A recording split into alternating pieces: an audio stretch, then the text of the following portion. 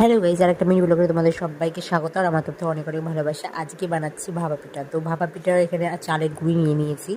আর তোমরা যদি ফুল ভিডিওটা দেখতে চাও, ডেসক্রিপশন বক্সে লিঙ্ক দেওয়া থাকবে, ওখানে গিয়ে তোমরা ক্লিক করে দেখে নিতে পারো।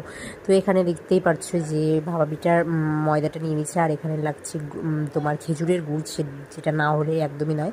তারপর ওর মধ্যে একটু জল দিয়ে, ময়দাটার মধ্যে একটু ময়দা না তো এখানে চালের গুঁড়ির মধ্যে জল দিয়ে তারপরে এইভাবে মাখাতে হবে। মাখিয়ে একটা ছাঁকনির সাহায্যে ছেঁকে নিতে হবে চালের গুঁড়িটা, তাহলে একটু ঝরঝরা হবে, সুন্দর হবে। তো এখন মা বসে গেছে ভাজতে। তো এর মধ্যে যে আমি মাকে লেয়ার করে দিচ্ছি। তোমার প্রথমে চালের গুঁড়ি দিচ্ছি, তারপরে নারকোল কুচি, আর দিচ্ছি হলো গুড়। তারপরে তার উপরে আবার চালের গুঁড়ি দিয়ে তারপরে ন্যাকড়ার সাহায্যে এইভাবে বসিয়ে দিচ্ছি। তো কার কার ভাপা পিঠা খেতে ভালো লাগে অবশ্যই কমেন্টসে বলে, ভালো লাগলে লাইক কমেন্ট শেয়ার আর সাবস্ক্রাইব করে দিয়ে চলে যায়। কেউ যদি ফেসবুকে অবশ্যই ফলো করে দিও। তো বাই সকলকে, আর দেখা হচ্ছে নেক্সট কোনো ভিডিওতে।